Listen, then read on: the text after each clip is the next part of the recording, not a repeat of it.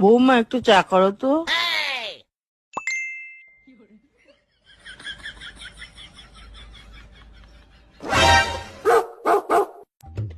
বলছি 3 কাপের বেশি জল নিও না,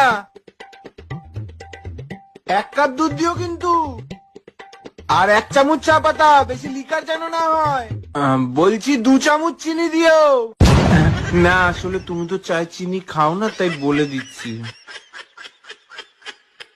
আমি একটু আসছি। কি গো, চা হয়ে গেছে? এই তো বসিয়েছি তো। প্রেসার কুকারে? হ্যাঁ, আমি যেটা পেয়েছি সেটাতেই বসিয়েছি। এই গ্যাসটা জ্বালাবে না? তুমি আমাকে জ্বালাতে বলেছিলে নাকি? আরে গ্যাস জ্বালানোর কথাটাও আমাকে বলে দিতে হবে? আজকে মা বৌমার হাতে প্রেসার কুকারে বানানো চা খাবে। মানে সত্যি না, অনেকক্ষণ হলো, এবার চাটা দেখে নি।